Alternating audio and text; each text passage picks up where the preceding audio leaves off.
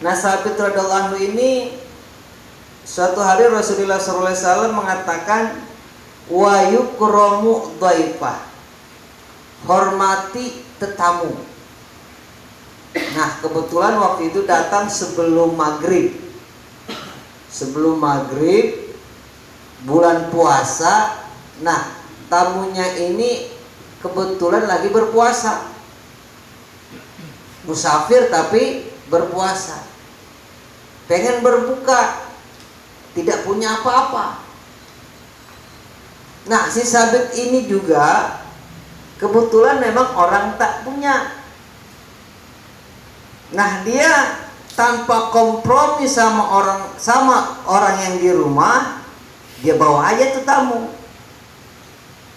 Karena dia ingin mendapatkan apa yang sudah disabdakan oleh Nabi besar kita Muhammad Sallallahu Alaihi Wasallam.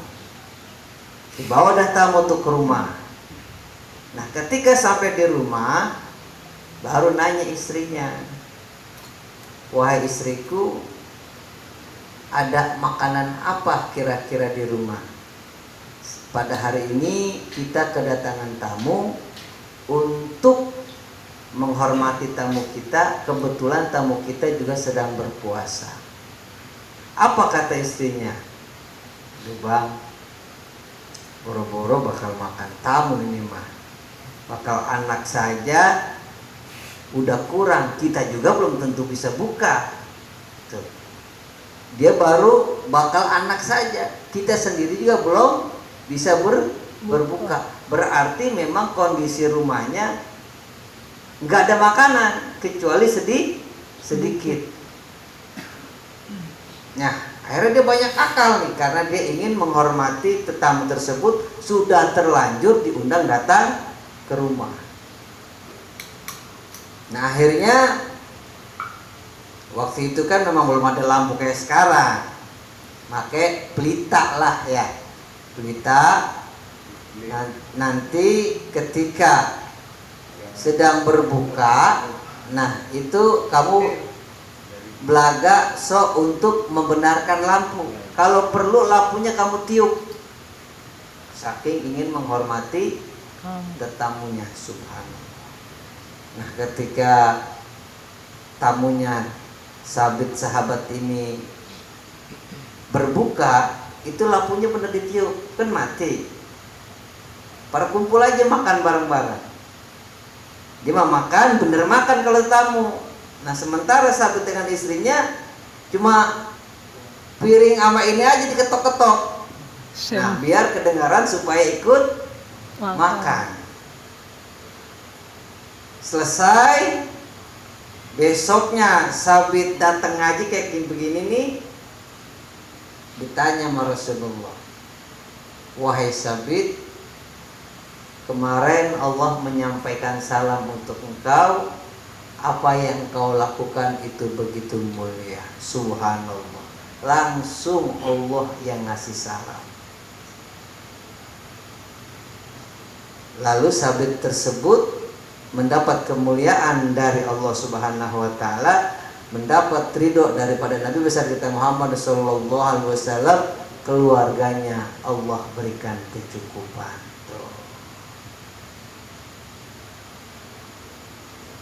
Jadi menghormati tetamu itu bisa membuka pintu rezekinya Allah Subhanahu wa taala. Yang terpenting kitanya ikhlas menerima. Kalau seumpama kita nggak punya apa-apa, ya kita bilang aja, adanya air putih, ya dah air dukun dah. Tapi yang terpenting kita memberikannya dengan ikhlas. Ya, itu. Jadi apabila teman kita datang, baik dia berkeluh kesah, tidak perlu kita cemberut dalam hati, muka dengan muka masam. Tetap dengan muka yang ceria. Padahal mah kita kebetulan lagi tidak punya apa-apa. Begini, Allah Subhanahu wa taala untuk mengangkat derajat seorang hamba itu diantaranya seperti itu. Kita kebetulan hidup lagi ke belangsak, susah, orang banyak datang ke rumah kita. Padahal sebenarnya itu Allah mau ngasih jalan kepada kita untuk membuka usaha yang apa yang kita mau. Tuh. Tapi kadang-kala kita karena kealpaan kita sebagai manusia, ya lagi susah datang lagi. Nah itu tambah susah. Padahal itu membuka pintu rezekinya Allah Subhanahu wa Ta'ala. Pas giliran cewek yang datang baru gembira. Nah ini ya, kalau teman sendiri malah dicemberutin dengan wajah yang masam. Tuh. Jadi yang kelima adalah wayukromu dhaifah, memuliakan tetamu. Ini adalah salah satu sunnah daripada Nabi besar kita Muhammad Sallallahu Alaihi Wasallam. Dan yang keenam, yusalu rahimah. Tuh. Sambung tali silaturahmi. Bagaimana kalau saya sering disakitin Ustaz? Saya berbuat baik kepadanya, tapi dia nyekatin saya terus. Tak peduli. Yang penting niat kita menjalin tali silaturahmi. Kata Rasulullah, ada dua keistimewaan orang yang suka menjalin tali silaturahmi. Yang pertama, Allah berkahi umur kita. Bisa jadi Allah tambah, bisa jadi di sisa umur kita pakai untuk beribadah kepada Allah Subhanahu wa Ta'ala. Kalau umur kan sudah ditentukan. Ketika kita berusia 120 hari, berarti berapa bulan? 4 bulan. Itu dalam usia 4 bulan, usia kita, rezeki kita, umur kita sudah ditentukan oleh Allah Subhanahu wa Ta'ala. Pertanyaannya, yang memiliki umur siapa? Allah. Nah, makanya supaya umur itu menjadi berkah, umur itu bahkan bisa bertambah, di antara salah satunya adalah yusolur rahimah, sambung tali silaturahmi. Di zaman sekarang ini, ya apalagi ya, kadang kita permasalahan kecil jadi besar. Yang seharusnya tidak menjadi permusuhan malah dijadikan musuh. Kita lihat tadinya akrab banget, seperti angka 11 sama 12. Besok udah mencar, putus tali silaturahmi. Orang yang memutuskan tali silaturahmi, jangankan surga, baunya aja nggak nemu. La tadkhulul jannata qati'ur rahim. Tidak akan masuk surga orang yang memutuskan tali silaturahmi. Gara-gara seumpama ya ketua DKM-nya ngasih informasi kepada jamaah, besok kita bulan Maulid, ya kan? Ya, kerahkanlah apa-apa yang kamu punya, kita berinfak, kepada bersedekah. Nah, kebetulan memang ada jamaahnya, ya kita kan tidak pernah tahu perekonomiannya lagi enggak lancar, ya. Dengan ucapan ketua DKM-nya tersinggung. Besok-besok yang tadinya sering datang di taklim, sering kumpul di masjid sholat berjamaah, enggak mau. Nah, itu juga termasuk salah satu memutus tali silaturahmi. Orang yang menjalin tali silaturahmi, pintu rezekinya akan dibuka oleh Allah Subhanahu wa Ta'ala. Intinya dalam kehidupan ini semuanya diserahkan kepada kita. Kita mau maju ada pada diri kita. Kita mau sengsara ada pada diri kita. Tergantung bagaimana cara kita memola hidup ini supaya hidup ini penuh dengan kemudahan. Tuh. Jadi yang keenam apa tadi? Yang keenam menghormati tamu. Yang ketujuh sambung tali silaturahmi. Dan yang yang ketujuh ya, 5 menghormati tamu, yang keenam menjalin tali silaturahmi, dan yang ketujuh birrul walidaini, itu berbakti kepada kedua orang tua. Ya jangankan ya, kadangkala setelah kita berkeluarga, istri kita nomor satukan, orang tua kita lupakan. Ya, kadangkala ustadz, ulama lebih takut sama istri ketimbang takut pada orang tua. Padahal seharusnya yang harus kita hormati, yang lebih utama itu adalah ibu kita. Makanya dalam sebuah hadis itu dijelaskan oleh Nabi, ummuka summa abuka. Ibumu baru bapak. Jangan salah artikan. Ibumu 3. Berarti harus 3. Jangan ya. Maksudnya adalah ummuka yang harus kita hormati di dunia ini itu adalah ibu kita. Kenapa Nabi sampai mengatakan begitu? Begitu sangat keramatnya ibu kita. Ada 2 dosa yang langsung Allah ajab di dunia ini, nggak makin nunggu di akhirat. 2 dosa yang langsung Allah ajab apabila kita melakukannya. Yang pertama zina, yang kedua uququl walidain, yaitu kita tidak berbakti atau durhaka kepada kedua orang tua.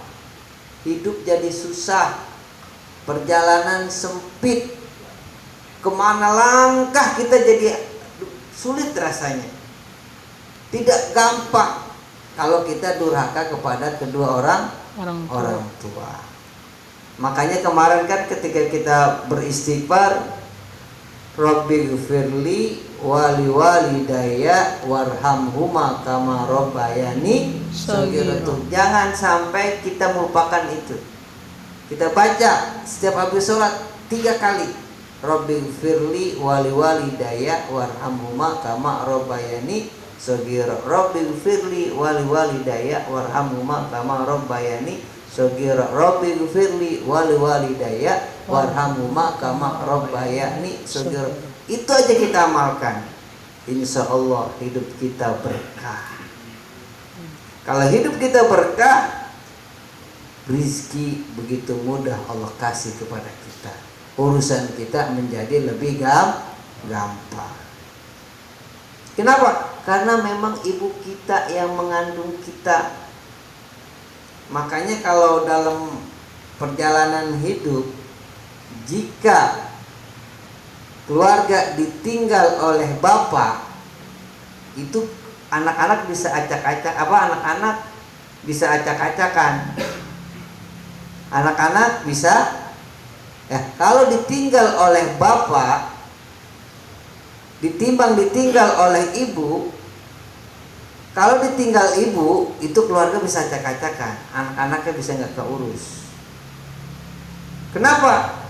Kalau bapak-bapak mah ditinggal istri, nggak tahan hidup. Paling kadang-kala 3 hari, 4 hari, 5 hari, nangisnya aja mata kanan doang, mata kiri ngirik tetangga. Tapi kalau ibu Bahkan mau dilamar aja enggak mau. Kenapa? Karena saking sayangnya pada anak-anaknya. Makanya Nabi mengatakan ummuka, ummuka, ummuka itu. Kita ditinggal sama istri, nggak usah jauh-jauh dah, dia ke rumah orang tuanya. Jangankan sampai seminggu, baru 3 hari udah gelisah. Beda dengan istri. Ya makanya kita supaya hidup kita, rezeki kita gampang, mudah, Allah berikan jalan. Di antara yang ke-7 adalah birrul walidain, berbakti kepada kedua orang tua. Bagaimana caranya Ustaz berbakti kepadanya? Cukup jangan pernah menyakiti hatinya. Jadi kalau kita memang belum bisa memberikan sesuatu kepada orang tua kita, dan sampai kapanpun jasa ibu kita, orang tua kita tidak akan pernah terbalas. Tapi cukuplah jangan sampai menyinggung hatinya. Ada kisah namanya Jurais. Jadi Jurais ini ahli ibadah. Jangankan sholat wajib, sholat sunnah-sunnah aja dia kerjakan. Karena saking ingin mendekatkan dirinya kepada Allah Subhanahu wa ta'ala. Suatu hari beliau lagi sholat sunnah, dipanggil sama ibunya, ya Jurais ta'ali, ya Jurais ta'ali, ya Jurais ta'ali. Wahai Jurais kemari, wahai Jurais kemari, wahai Jurais kemari. Nah ibunya tidak tahu kalau si Jurais itu sedang melaksanakan sholat sunnah. Lalu sudah 3 kali memanggil, Jurais tidak ada tanggapan. Ibunya berkata, wailaka Jurais, celaka engkau Jurais. Cuma berkata itu aja, wailaka Jurais, celaka engkau Jurais. Nah rupanya dalam satu kampung itu memang ingin menghancurkan nama Jurais.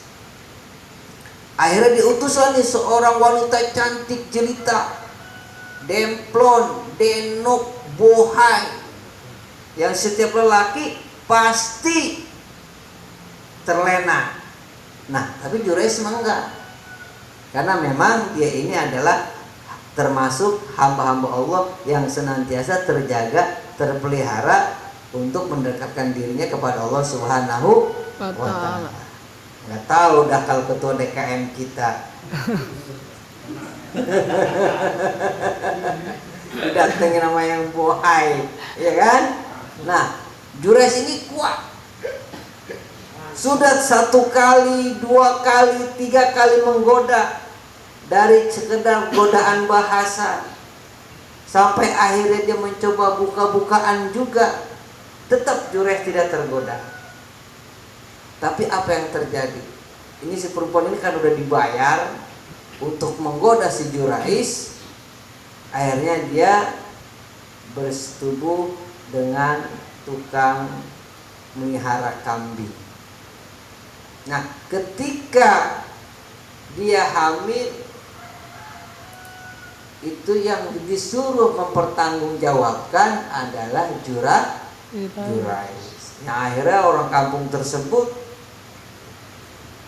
ya memerintahkan kepada tokoh situ agar Jurais itu mempertanggungjawabkan perbuatannya.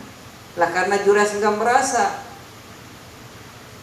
saya tidak mau.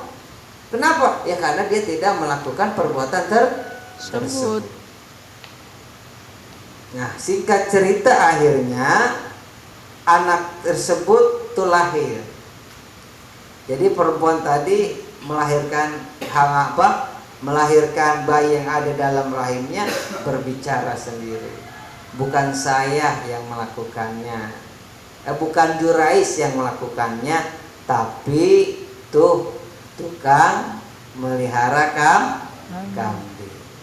Tuh, itu cuma gara-gara dipanggil oleh ibunya, wailaka Jurais, celaka engkau Jurais. Padahal Jurais posisinya dalam beribadah kepada Allah Subhanahu wa ta'ala, lagi melaksanakan sholat sunnah. Berarti kan tidak melakukan kesalahan, cuma memanggil, menjawab jawaban seorang ibu saat itu hukumnya wajib. Melaksanakan sholat sunnah sunnah. Nah, Jurais lebih memilih mengerjakan yang sunnah ketimbang yang wajib, bisa celaka. Nah, apalagi kalau kita seumpama sekonyong-konyong melakukan kesalahan kepada ibu bapak kita, langsung Allah ajar di dunia ini. Di antaranya rumah tangga kita tidak menjadi sakinah mawaddah warahmah, usaha kita bisa jadi bangkrut, apa yang kita sudah modali semuanya bisa ditipu orang. Tuh. Kenapa? Karena uququl walidain, kita durhaka kepada kedua orang tua. Jadi kesimpulannya daripada taklim kita pada malam hari ini, di antara supaya membuka pintu rezeki Allah Subhanahu wa taala, yang kelima menghormati tamu wa yukramu dhaifah, yang keenam yusalur rahimah, kita sambung tali silaturahmi, dan yang ketujuh birrul walidain, berbakti kepada kedua orang tua. Itu saja kita jalanin, insya Allah hidup kita menjadi mudah dan Allah berikan pintu rezeki min haitsu la yahtasib, dari jalan yang kita nggak sangka-sangka. Semuanya diberikan kemudahan oleh Allah Subhanahu wa ta'ala. Selanjutnya mungkin kita isi dengan dialog, karena ngajinya juga memang malam ya, dan kita ngobrol aja, mudah-mudahan bermanfaat.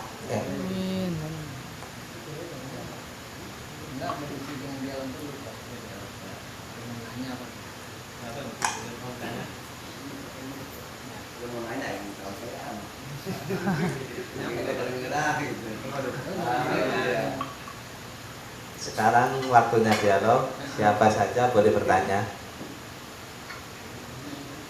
Sebelum dialog, saya ada sedikit pengumuman dari Masjid Al-Ikhlas B. Assalamualaikum warahmatullahi wabarakatuh.